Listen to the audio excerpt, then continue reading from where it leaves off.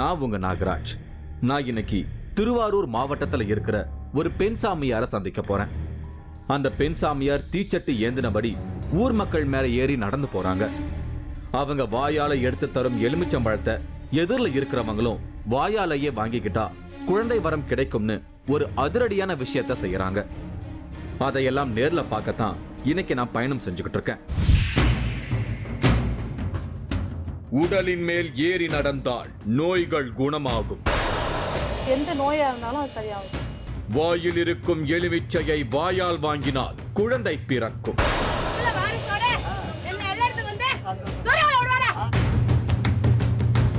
ஒரு பெண் சாமியாரின் வினோத ட்ரீட்மெண்ட். கேமரால செல்ஃபி எடுத்தபடி நான் இன்னைக்கு திருவாரூர் மாவட்டத்துல இருக்கிற வடபாதிமங்கலம் கிராமத்தை நோக்கி டிராவல் செஞ்சுக்கிட்டு இருக்கேன். சில நபர்களையோ அமானுஷ இடங்களையோ நேர்ல பார்க்க போற வழியிலேயே ஒரு எதிர்பார்ப்பு உருவாகுமே, அந்த மாதிரி எதிர்பார்ப்ப நான் இன்னைக்கு பார்க்க போற அந்த பெண் சாமியார் உருவாக்கி இருந்தாங்க. தன்னை தேடி வரும் பெண்களுக்கு தன்னோட வாயில எலுமிச்சம்பழத்தை வச்சு அதை அவங்களையே வாயாலேயே எடுக்க சொல்றாங்க. இப்படி செஞ்சா குழந்தை பிறக்கும்னு இங்க ஒரு நம்பிக்கை இருக்கு. அதே மாதிரி நோயால பாதிக்கப்பட்டவங்களை குப்புற படுக்க வச்சு அந்த பெண் சாமியார் ஏறி நடந்தா உடல்நிலை சரியாகும்னு இன்னொரு நம்பிக்கையும் இருக்கு. அதையெல்லாம் நேர்ல பார்த்து தெரிஞ்சுக்கத்தான் இப்ப நான் போயிட்டு இருக்கேன். அந்த பெண் சாமியார் இருக்கிற வடபாதிமங்கலம் கிராமத்துக்கு வந்து சேர்ந்துட்டேன். ஆடி திருவிழா நடக்கிறதா சொல்லி இருந்த ஊர் ஆள் அரவம் இல்லாம நிசப்தமா இருந்தது. ஊர் மாதிரி வந்துட்டோமோ அப்படின்னு யோசிச்சுக்கிட்டு இருந்தப்போ தொலை தூரத்துல இருந்து கொட்டு சத்தமும் உடுக்கை சத்தமும் காத்துல மிதந்து வந்தது. சத்தம் வந்த திசையை நோக்கி நான் நடந்து போனேன். போற வழியில ஒரு மயானம் இருந்தது. அமானுஷத்தை தேடி போறேன்னா மயானத்துக்குள்ள ஒரு விசிட் அடிச்சேன். அங்க மயான கொள்ளைக்காக ஒரு பொம்மையை செஞ்சு வச்சிருந்தாங்க.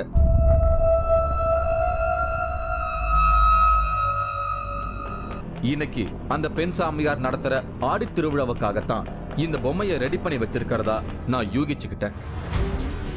நான் திரும்பவும் நடந்தேன். கொட்டு சத்தமும் உடுக்கை சத்தமும் கேட்ட அந்த இடத்துக்கு வந்து சேர்ந்துட்டேன். ஒரு ஊரே இங்க கூடியிருந்தது போல கூட்டம் இருந்தது. நான் கூட்டத்துக்கு சென்டர் பாயிண்ட்ல போய் பார்த்தேன். அங்க ஒரு பெண் திமிரிக்கிட்டு இருந்தாங்க.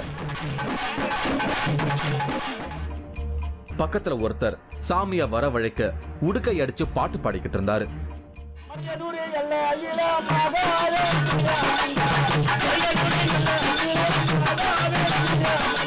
இப்ப சாமி வந்த எனர்ஜியில ஆட்டம் போடுற இந்த பெண் தான் நான் தேடி வந்த பெண் சாமியார் சங்கீதான்னு தகவல் சொன்னதும் நான் உற்சாகமாயிட்டேன். ஊர் எல்லையில இருக்கிற இந்த பிள்ளையார் கோயில் முன்ன இருந்து ஊருக்குள்ள இருக்கிற அங்காளம்மன் கோயிலுக்கு அழகு காவடி எடுத்துட்டு போறதுக்கான ஏற்பாடுகள் நடந்துகிட்டு இருந்தது.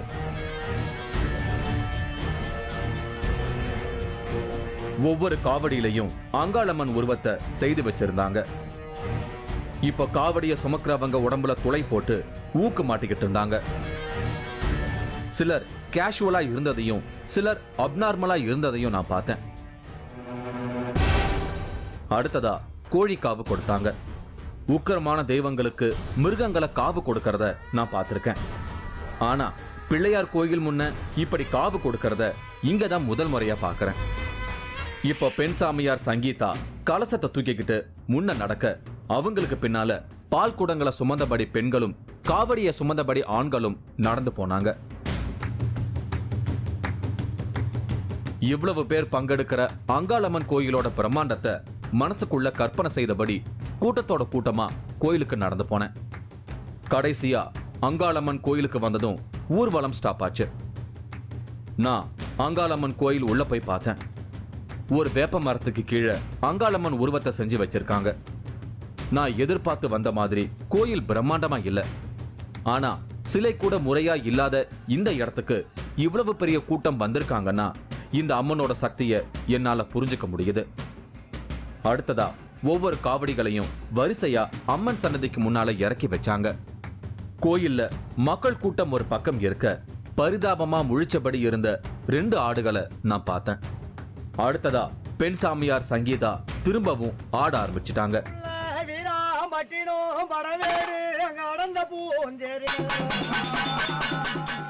பெண் சாமியார் சங்கீதா இப்ப ஆடுற இந்த ஆட்டம் ஆடுகளை காவு கொடுக்கறதுக்காக போடுற ஆட்டம்.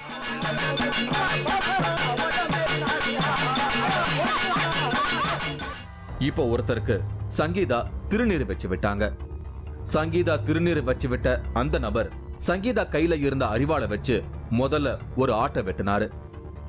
அடுத்த ஆட்டை வெட்டும் போது அந்த ஆடு எப்படி துடிதுடிச்சு கீழே சரிஞ்சு விழுந்ததோ அதே மாதிரி அவரும் விழுந்தாரு. அவர் மூர்ச்சையாகி விழுந்தது போல இருந்ததை பார்த்ததும் நான் கொஞ்சம் பயந்து போயிட்டேன். ஆனா கொஞ்ச நேரத்துக்கு பின்னால அவர் நார்மலா நடந்து வந்ததை பார்த்ததும் தான் எனக்கு நிம்மதியாச்சு. கோயில் இருக்கிற இந்த இடமே பரபரப்பா இருந்தது. ஆடி மாசத்துல ஊரெல்லாம் இருக்கக்கூடிய கோயில்கள்ல திருவிழா நடந்தாலும் நம்முடைய 3வது கண் டீம் செலக்டிவா சில கோயில்களுக்கு மட்டும் பயணிச்சுக்கிட்டு இருக்கோம். அதுக்கு காரணம் அந்தந்த ஊர்கள்ல இருக்கக்கூடிய அமானுஷ்யங்களும் அந்த தெய்வங்களோட சக்தியும் தான். நான் இங்க இருக்கக்கூடிய அம்மனோட சக்தியை பத்தியும் அந்த சக்தி இறங்கி இருக்கக்கூடிய சங்கீதாவை பத்தியும் தெரிஞ்சுக்க நினைச்சேன். இவங்க மஞ்சுளா. இவங்களோட பொண்ணுக்கு பல வருஷமா அடிக்கடி உடல்நிலை சரியில்லாம இருந்திருக்கு. என்ன செய்யறதுன்னு தெரியாம இருந்தவங்களுக்கு சங்கீதா பத்தின விவரம் தெரிஞ்சு இங்க வந்து பார்த்திருக்காங்க. மஞ்சுளாவோட பெண் மேல ஏற்கனவே இறந்து போன மஞ்சுளாவோட பையனாவி புகுந்திருப்பதா சங்கீதா கண்டுபிடிச்சிருக்காங்க.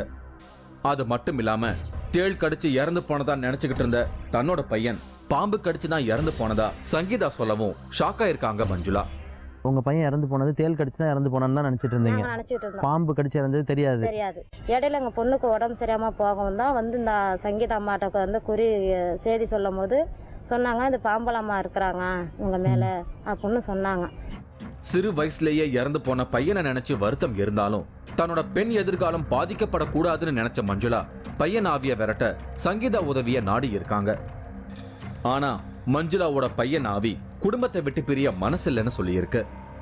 உடனே தன்னோட அக்கா உடம்புல இருந்து விடுபட்டு அப்பா உடம்புல வந்துடுறேன்னு அந்த பையனோட ஆவி சொல்லியிருக்கு. மஞ்சுளா குடும்பம் அதுக்கு சம்மதம் தெரிவிக்கவும் அந்த பையனோட ஆவிய அவங்க அப்பா உடம்புக்குள்ள இறக்கி இருக்காங்க.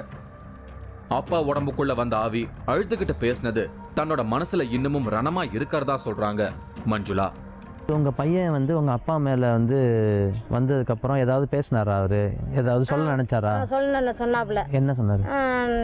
எங்க அத்தையெல்லாம் பார்க்கணும், எங்க அப்பாவோட அத்தையெல்லாம் பார்க்கணும், எங்க அக்கா மேலதான் நான் ரொம்ப பாசமா இருப்பேன், எங்க அக்கால தான் ரொம்ப பிடிச்சிருக்கு, நான் எங்க அக்கால விட்டு நான் போக மாட்டேன், நான் இருந்தா எங்க அக்காவோட தான் நான் இருப்பேன் அப்படின்னு சொன்னாப்புல.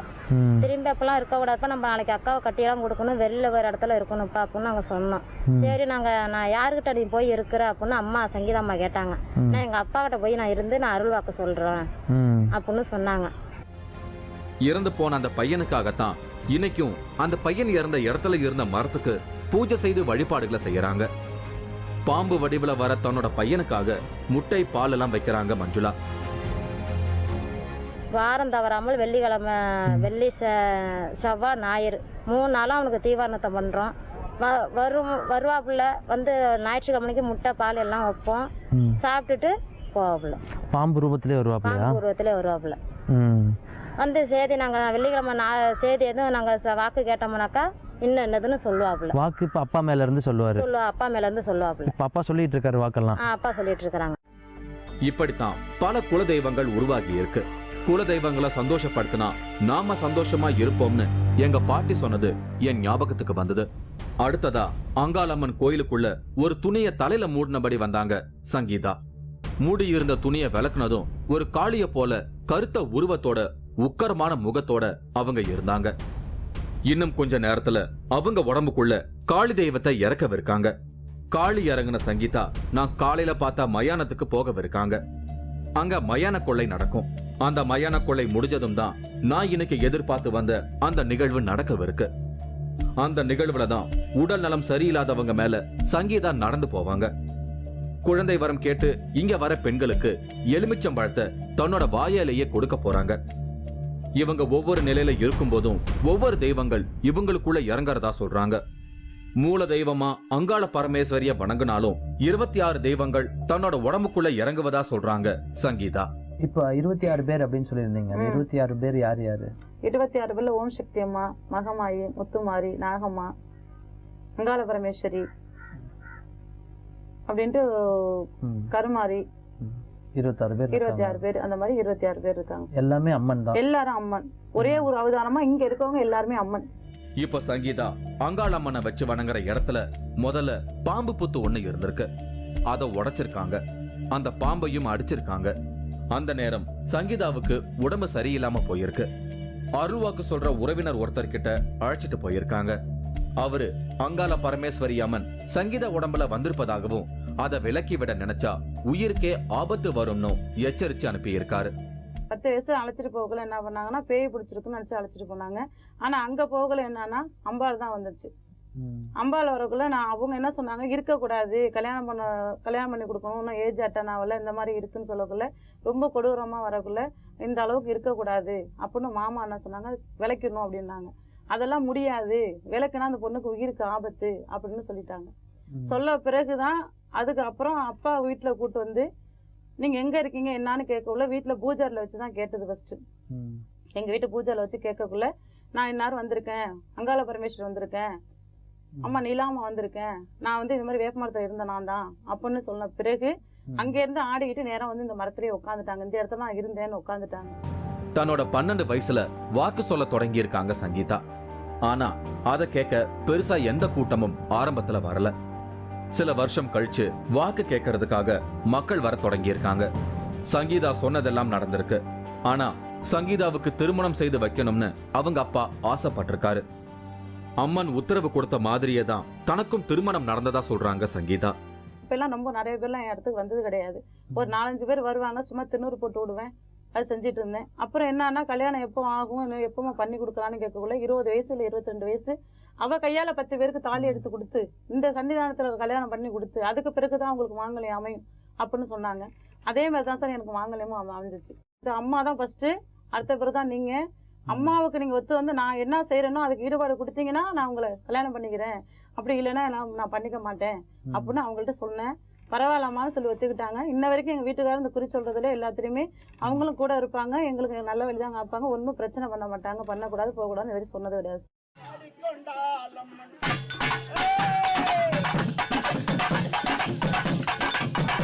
அடுத்ததா மயான கொலைக்கு புறப்பட்டாங்க சங்கீதா.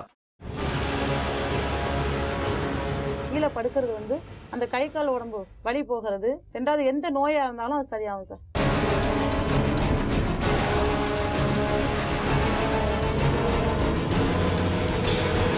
மூன்றாவது கண் இடைவேளைக்கு பின் தொடரும்.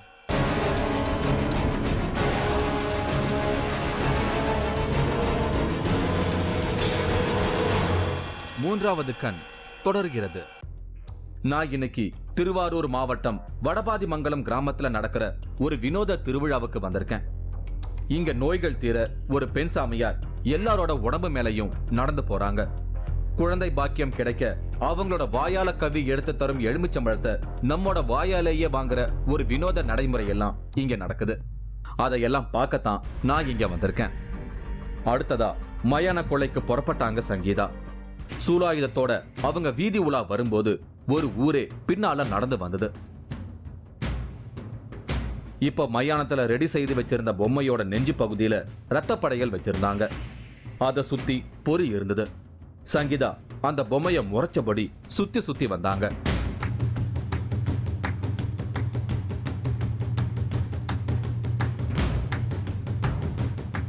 கடைசியா அந்த பொம்மையோட வயித்துல சூலாயுதத்தை வச்சு ஆக்ரோஷமா குத்துனாங்க.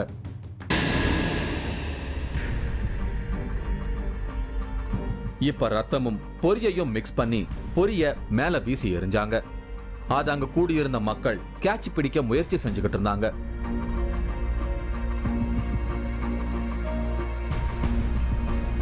கொஞ்ச நேரத்துல ரத்த பொரிய பெண்கள் தங்களோட முந்தானையில எடுத்துக்கிட்டு போனாங்க.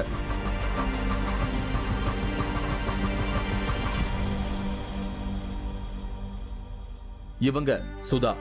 இந்த மயானத்துல ஒரு பூஜை செய்துதான் இவங்க மேல இருந்த ஒரு வயதான முதியவர் ஆவிய சங்கீதா விரட்டினதா சொல்றாங்க சுதா.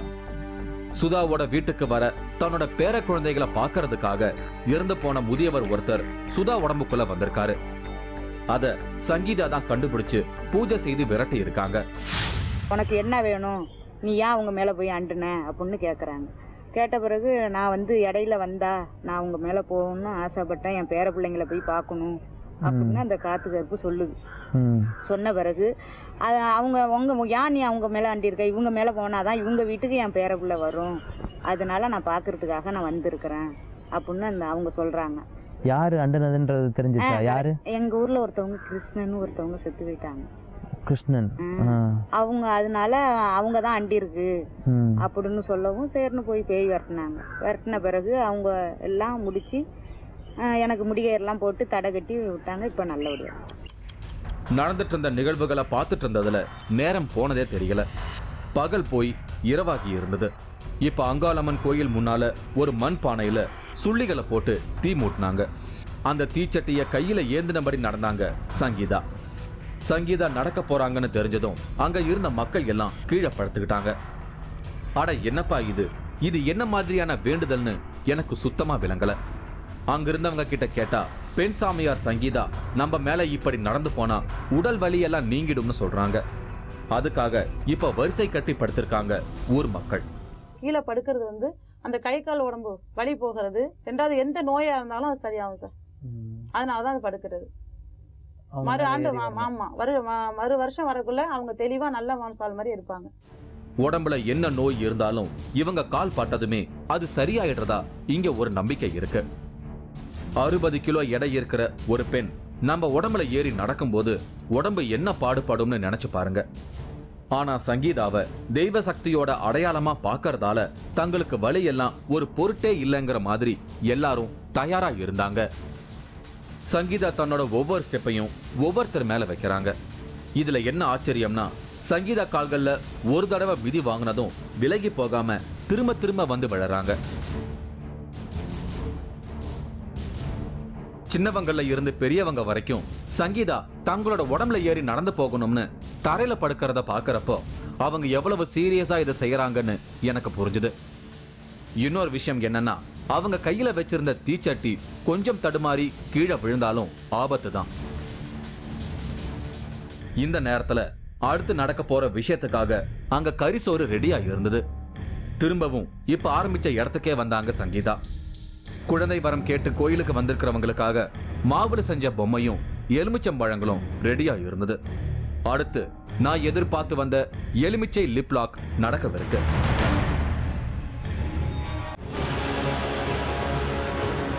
அந்த கனி எதுக்காக வாயால எடுத்து கொடுக்குறாங்க? அந்த வாயால எடுத்து எது கொடுக்குறாங்கன்னா அந்த புத்திர பாக்கியம் கிடைக்கக்குள்ள அவங்களுக்கு பிரச்சனை இருக்கக்கூடாது. சப்போஸ் ஒரு 2 மாசத்துலயோ இல்ல 3 மாசத்துலயோ வெளியாக இருக்க மாதிரி இருக்கும். அது இல்லாத அளவுக்கு முழுமையா அவங்க குழந்தை பெத்து வெளில எடுக்கிற அளவுக்கு இருக்கும்.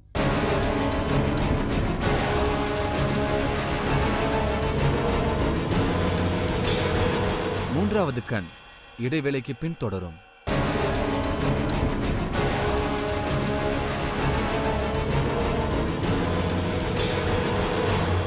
மூன்றாவது கண் தொடர்கிறது. இன்னைக்கு நான் திருவாரூர் மாவட்டம் வடபாதிமங்கலம் கிராமத்துக்கு வந்திருக்கேன். இங்க இருக்கிற பெண் சாமியார் சங்கீதா நோயோட இருக்கிறவங்களோட உடம்பு மேல ஏறி நடக்கிறாங்க.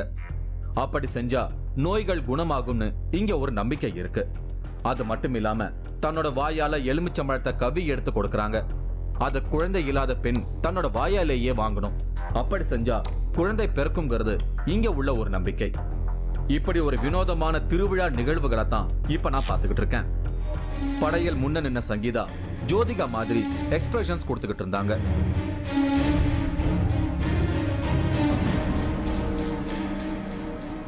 இருபத்தி 6 தெய்வங்கள் இறங்குற உடம்புல இந்த மாதிரி மாற்றம் இருக்கத்தான் செய்யும். அடுத்ததா சங்கீதா தலை மேல கற்பூர தட்டை வச்சாங்க. அவங்க தலை மேல வச்செடுத்த அந்த ஆரத்திய எல்லாரும் வணங்கினாங்க. இந்த நேரத்துல சங்கீதா கரிசோறு முன்னாடி உட்கார்ந்து அதை ரசிச்சு முகர்ந்துகிட்டு இருந்தாங்க. இப்ப கரிசோற்ற தன்னோட வாயாலேயே எடுத்து சாப்பிட தொடங்கிட்டாங்க.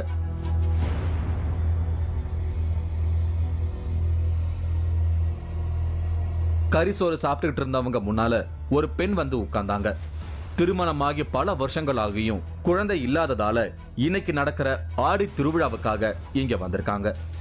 சங்கீதா இப்போ பொம்மையும் எலுமிச்சையும் வைக்கப்பட்டிருந்த இலையை எடுத்து அதுல இருக்கிற எலுமிச்சைய வாயால கவ்வி எடுத்தாங்க. அந்த எலுமிச்சைய அந்த பெண் தன்னோட வாயால வாங்கிக்கிட்டாங்க.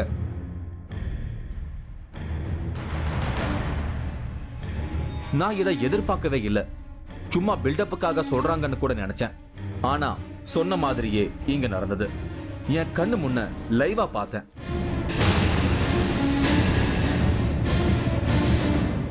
இப்படி ஒரு நடைமுறை எல்லாம் இந்தியா மாதிரியான பன்முக அடையாளத்தோட இருக்கிற ஒரு நாட்டில தான் பார்க்க முடியும்.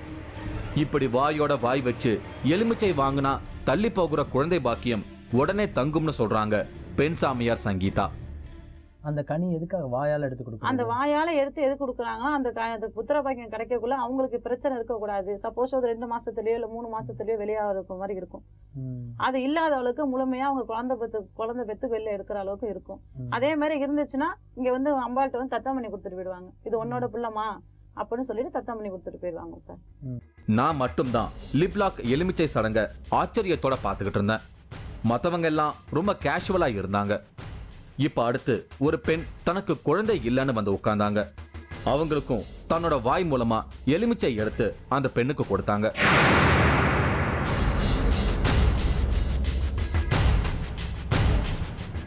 பொம்மைய அவங்க மடியில போட்டாங்க. அந்த பொம்மைய அவங்களுக்கு பிறக்க போற குழந்தையா நினைச்சு கொடுக்கறாங்க. அந்த பெண் வசிக்கிற இடத்துல தன்னை நினைச்சு 8 நாள் பூஜை செஞ்சு வந்தா புத்திர பாக்கியம் தங்க வைக்கிறேன்னு சொல்லி அந்த பெண்ணை அனுப்பி வச்சாங்க.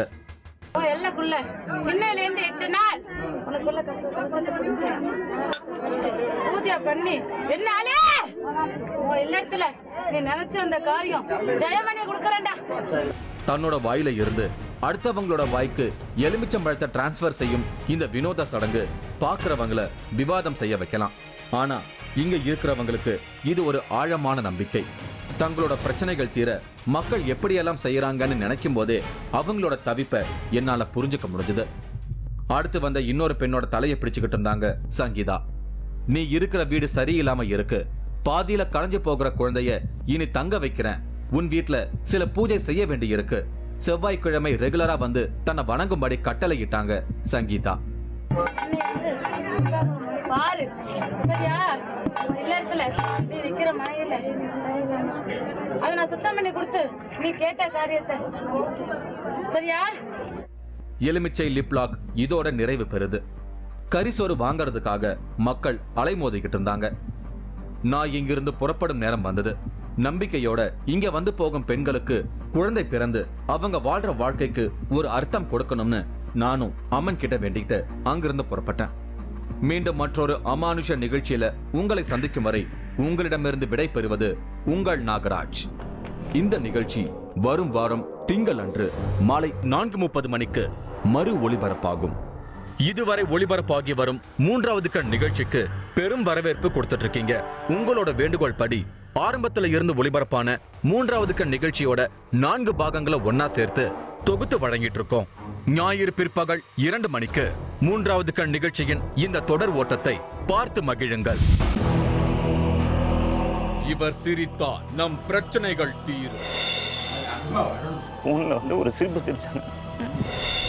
ஹீலிங் மூலம் நோய் தீர்க்கும் சிரிப்பு சித்தர். உங்களுடைய தாரக மந்திரம் வந்து என் உடம்பில் இருக்கின்ற நோய் என்னை விட்டு விலகணும்.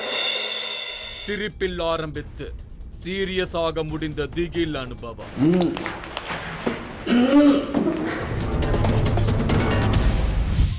நீங்களும் இந்த திகில் பயணத்தில் கலந்து கொள்ள ஒரு வாய்ப்பு. 3வது கண் டிவி ஷோ என்ற Facebook பக்கத்தில் எங்களோடு இணைந்திடுங்கள். உங்களது அமானுஷ்ய அனுபவங்களை பதிவு செய்து இந்த நிகழ்ச்சியில் பங்கு பெறும் வாய்ப்பை பெறுங்கள்.